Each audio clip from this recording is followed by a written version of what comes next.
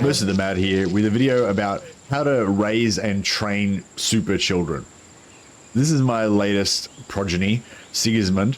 He's just turned 18, so he's at the very start of his career, and he's already got 16 combat, 10 command, 11 intelligence, 10 manners, 7 management, 6 persuasion, 4 trade. The way that skills work in Norland, they get harder and slower to upgrade the higher that they get. So generally, a character with stats like this would be much, much older. If we compare him to Reinhardt, who's a kind of a normal character, who's level 53, Reinhardt's stats look almost comparable, although you notice he doesn't have anything that's level 16. And the difference between level 13 and level 16 is, is pretty significant. So Reinhardt's quite a good character, but he's 53 years old and he's read multiple books pumping up his management and persuasion skill. Sigismund's still got all those books to read and he's only 18. So you can imagine how godlike he's going to be when he's 53. Method 1 is aimed at just raising a single child to elite levels as fast as possible, a sort of chosen one. Method 2 is more about creating a education-based system, effectively giving you an offspring training factory. The first stage of training your super children starts even before you start the game in the family settings. There's different family setups that you can go with. 2 brothers and a wife is the standard setting, I would say. But for method 1, creating the ultimate chosen one child as fast as possible, we go with husband, wife, and child. That way we can start training our child immediately. My goal in this campaign was to make Sigismund the ultimate warrior king. I wanted to primarily focus on combat and command, but also manners and persuasion that are good kingly abilities. So the first thing you can do is you can actually change the stars. So each of your characters has a star in one particular ability. That's their main talent. You can actually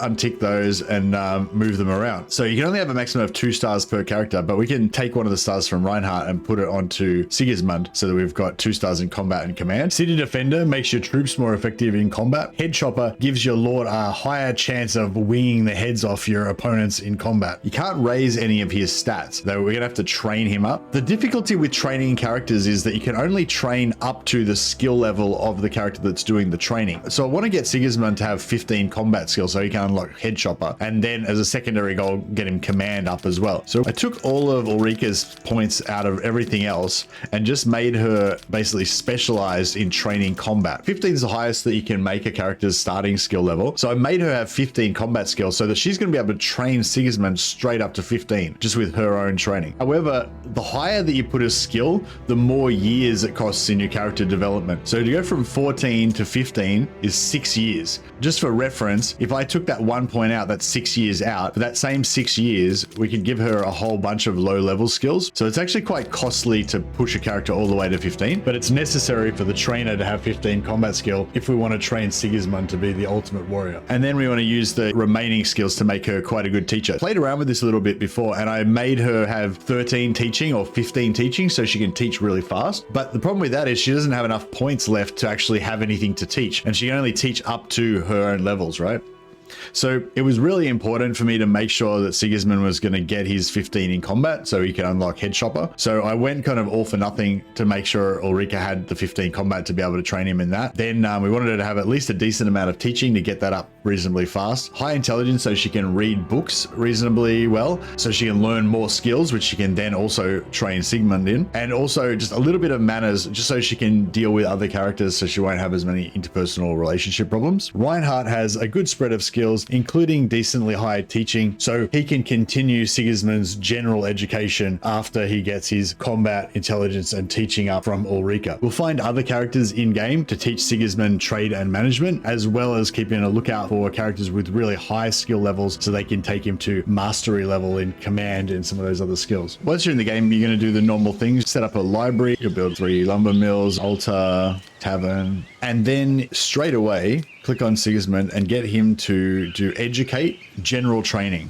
So general training will make him learn the skills that he's got a talent for first. So it'll focus on combat and command. You can train in any of the pairs. So you can get combat and command, management and trade, persuasion and manners, or intelligence and teaching. Those are the sort of sets that you do for training. And then you just fast forward and they'll start training straight away. A teacher can educate multiple students in a single day, but our student Sigismund can only learn from one teacher per day. Choose one teacher at a time. And if we look down here at his combat skills, now she's only got 9 teaching, so she's not like the strongest teacher, but even still 4 levels of combat instantly in one day.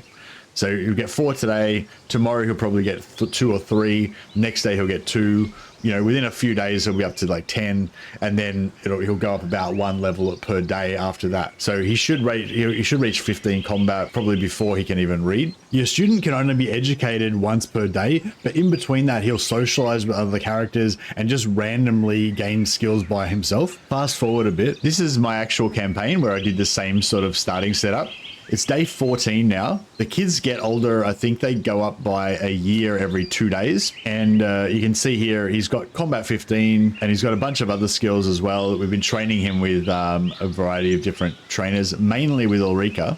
Also, Ulrika has at the same time been training with other characters to get her skill up. She was able to raise her trade and management skill a little bit and then use her high level teaching to quickly teach those skills to Sigismund already. So her teaching skills now gone up to 11, so she teaches faster now than she did before. He's finished learning combat and he's currently learning philosophy from her, intelligence and teaching. Every time Sigismund gets educated, there's a chance that he'll automatically acquire a knowledge from his teacher, from any books that they've read. But once he gets to age 12, he can actually read books himself. Fast forward a little bit more, Sigismund's 17 now, so he's getting close to 18 when he's going to become a full adult. He's got 16 combat, 10 command, 10 intelligence, 7 teaching. He's also got a lot of knowledge now. Like any knowledges that the characters that are training him have, there's a chance that he can also get those knowledges. Once he gets to the age of 12, he can actually start just going to the library and reading books himself. He's currently reading Persuasion, Volume 3. To really maximize your stats though, you should really train up to the maximum skill level of any trainers that you've got available first, and then read books to go beyond that skill level. Sigismund learned up to combat level 15 from Ulrika initially, and then while he was training in trade and management with Zaritza, he actually picked up the combat knowledge from books that she had previously read, pushing his combat skill up to 16. Once Sigismund gets to age 12, he can read books,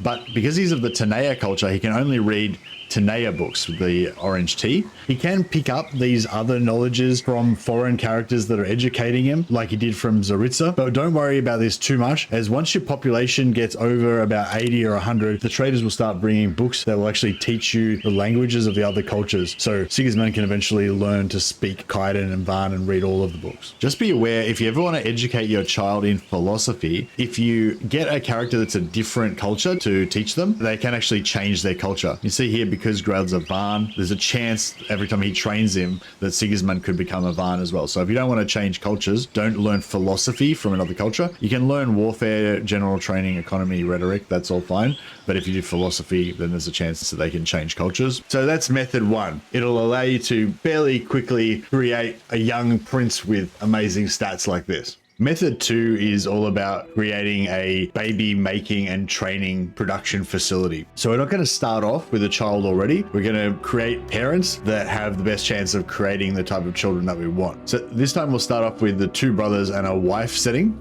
And because the parents are actually going to have to create the child, we want to give the parents traits that they can potentially pass down to the child that we want them to have. So there's a chance that children can inherit the talents of the parents. So we're going to give our father, Uther, stars in combat and command to give him the best chance of passing those down. We're also going to give the combat talent to the mother, Igraine, so there's double the chance of passing that trait down, double up on whichever talent you want the most. And then we're going to have a third character that's not going to be passing down any traits. He's not going to be producing children for the line of kings. They can also pass down their character traits. So these 2 have a chance of passing on both their talents and their character traits. So we'll set those up to be the ones that you want to get. Now, the difference with this setup is we're going to be focusing on the trainer. So this character, Merlin, is going to be completely specialized in training. So we'll take all of his points out of pretty much everything else and just give him maximum training and intelligence. We'll give him a little bit of manners just so that he can sort of get along with other characters. We'll give him a little bit of manners just so he can initially get along with other characters, but he's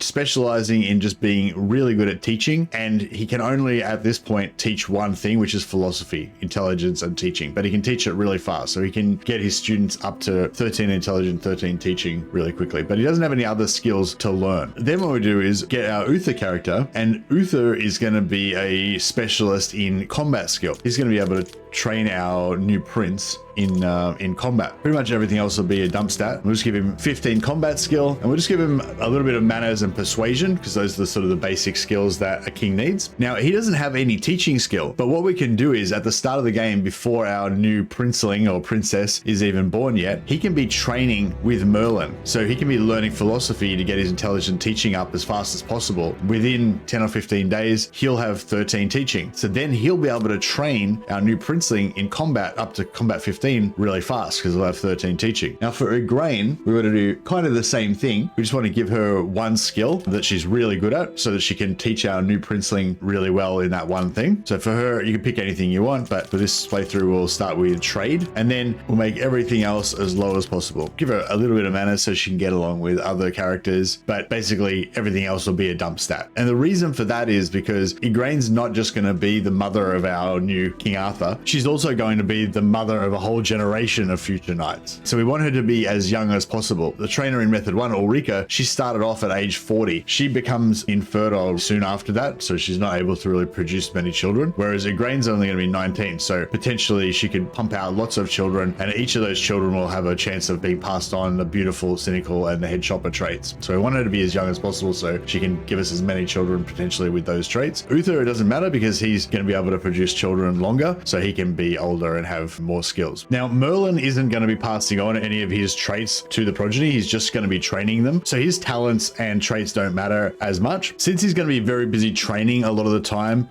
you might want to give him calm, so he's less likely to have breakdowns from loneliness and lack of sex and stuff like that. Another option you could go for is to remove one of the stars from either Igraine or Uther, and then give Merlin a talent in teaching. Every time a new child is born, they'll have a chance to inherit the talents from Uther and or Igraine, but sometimes the children won't inherit any talents. What the insightful skill does is that every time Merlin does the educate action on a child, there's a 5% chance of recognizing a new talent in their student, provided the student doesn't already have any talents. Because he'll be training them a ton of times during their life, giving Merlin insightful guarantees that all your kids are going to have at least one talent, but giving the extra talent to Igraine means there's more chance of getting the talent that you actually want. At the start of the game, both Igraine and Uther will immediately start training with Merlin. Here it's day 0. Merlin's already trained both Uther and Igraine in the morning from 0 up to 2 intelligence and 2 teaching. A few days later, our first child, Morgana, is born. Uther and Igraine have both got their teaching skills up quite high already now. We've hired this other character, Nekpa, so that she can teach our children management. And we've also been having her be educated by Merlin in teaching and intelligence so that she can train the kids faster. Throughout the game, we'll keep looking for characters with exceptionally high skills, use Merlin to train those characters to make them better teachers, and then use them to teach the children to get those really high level skills. A couple of days later,